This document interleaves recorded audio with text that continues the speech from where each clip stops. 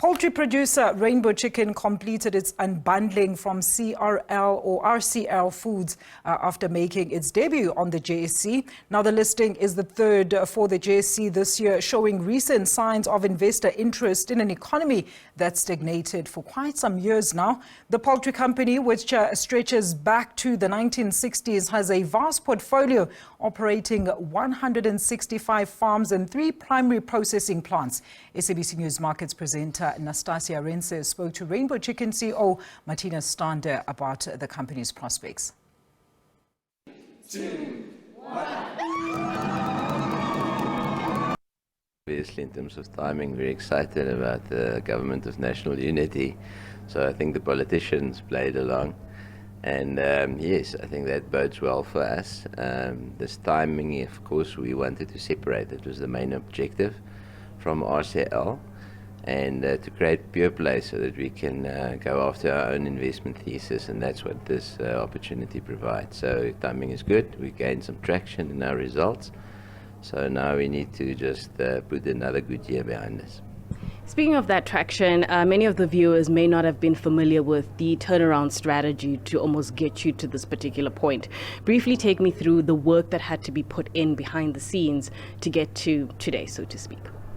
Yeah, so we have a very long, in terms of time, value chain. It takes about 2 years if you effect some change. So we changed the breed, for instance, but it wasn't the only thing we did. We had to get people organized in the right structures. We had to go back to the brilliant basics. We had to invest in our feed milling. We had to invest in farms. We brought a second shift back to Hammersdale.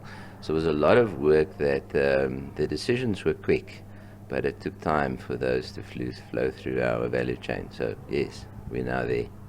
The poultry industry, or rather the sector, is quite fascinating, but it also comes with a little bit of volatility. You deal with a lot of challenges.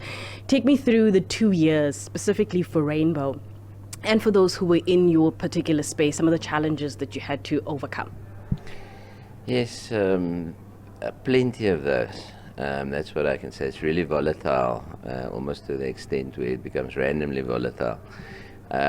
Obviously well-documented stuff like bird flu, but also infrastructure, water, electricity, quality of water, input costs. We lived through a period of very expensive raw materials.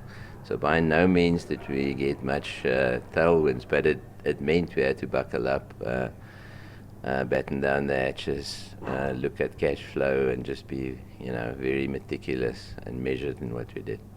So let's talk about the growth strategy. I mean, what are you and the team going to be focusing on in terms of priorities? Where do you see the next, call it, lever of growth to pull? Yeah, we're going to keep it very simple. We gained some traction. We got to show that we can remain profitable through any cycle. So as we just said, we don't know what will come at us, but we got to be robust enough. So we're going to just go medium term, or actually still very short term. We're going to focus on the next year. We're going to try and add more of the good stuff. At the same time, yes, there will be some volume growth. Yes, there'll be lots of innovation, product development on the front end side. And we're going to just continue and improve. How competitive is the space that you're operating in? Yeah, it's extremely competitive because you can see from the margins they're paper thin. So if you miss it, then you're in trouble.